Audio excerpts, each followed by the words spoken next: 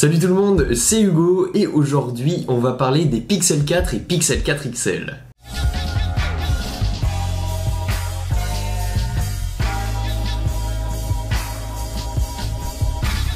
Donc juste avant de commencer la vidéo, je vais vous demander de vous abonner et d'activer la cloche. Je ne vous le demande pas souvent, mais rappelez-vous la dernière fois que je vous l'ai demandé, c'est qu'il y avait des grosses choses qui arrivaient, notamment des concours. Donc clairement, il va y avoir du gros à arriver sur la chaîne, donc je compte sur vous pour vous abonner et activer la cloche pour avoir les notifications. Globalement, on a à peu près tout de la présentation des Pixel 4 et Pixel 4 XL qui vont arriver le 15 octobre dans la présentation de Google. Pourquoi je dis qu'on a pratiquement tout? Et parce que tout simplement, on a eu un énorme leak de la vidéo de présentation de Google eux-mêmes. On a énormément de choses dans cette vidéo et je vais pouvoir vous expliquer énormément de choses sur ce Pixel 4 et Pixel 4 XL. Premièrement, on sait qu'il y aura peut-être un Pixel 4a, donc qui suivra la lignée de l'entrée de gamme de chez Google depuis le Pixel 3a. Il va y avoir le Pixel 4 et le Pixel 4 XL. Au niveau des prix, ça a fuité en Irlande puisque le Pixel 4 en 64 Go pourrait être commercialisé aux alentours de 820 € et le Pixel 4 XL en 128 Go à peu près à 1126 €. Donc ce ne sont pas les seules nouveautés qu'on va retrouver pendant la conférence de Google puisqu'on espère qu'ils sortent leur Pixelbook 2, donc les ordinateurs portables de chez Google, et d'autres nouveautés autour de Google Home. Donc maintenant on va se refocus sur les Pixel 4 et je vais vous décrire un petit peu la fiche technique de ce qu'on pourra avoir le 15 octobre. Donc du côté du Pixel 4, on pourra avoir un écran en 1080p de 5,7 pouces et du côté du Pixel 4 XL, on pourra avoir un écran en 1440p de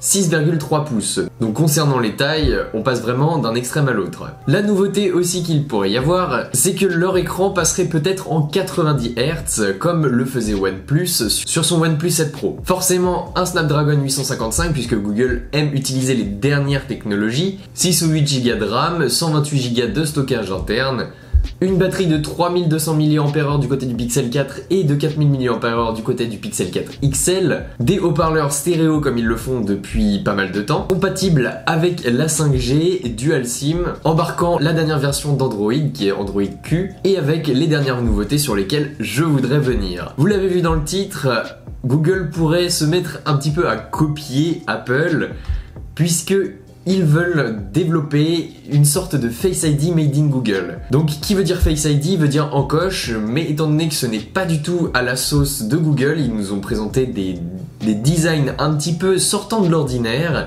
Et là on pourra avoir non pas une encoche mais un bord beaucoup plus gros en haut de l'appareil, nous permettant d'avoir toute cette technologie Face ID. J'espère au moins qu'il y aura une petite lettre de notification puisque quand on parle d'iPhone, c'est un petit peu ce qui me manque sur iOS. Nouveauté aussi du côté des capteurs photo puisque on pourrait retrouver le triple capteur photo, donc des blocs de chez iOS sur Android avec les Pixel 4 et Pixel 4 XL. Effectivement, on a déjà un leak, on a déjà une photo qui a été officiellement annoncée par Google avec un dos complètement gris anthracite sur fond noir, avec justement ce bloc capteur photo. Donc je suis pas forcément fan de la couleur noire directement de tout bloc photo sur un fond blanc par exemple pour un Pixel 4 XL.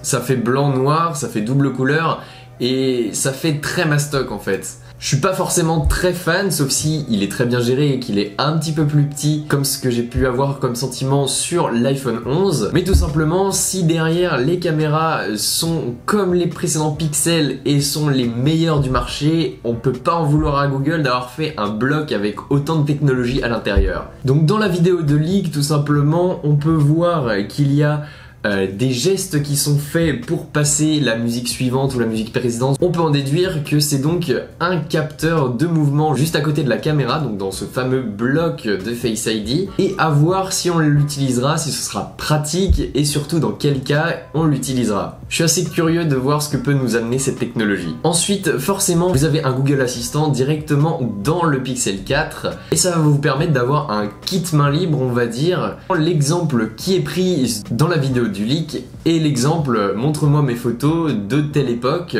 et tu peux en envoyer une à ce contact là. Effectivement ça marche un petit peu comme un Siri et je pense qu'ils ont augmenté les possibilités de Google Assistant sur ce Pixel 4. Un mode nuit est également annoncé pour concurrencer l'iPhone. L'iPhone fait des photos de nuit juste excellentes. Jamais vu des photos de nuit aussi qualitatives sur un téléphone.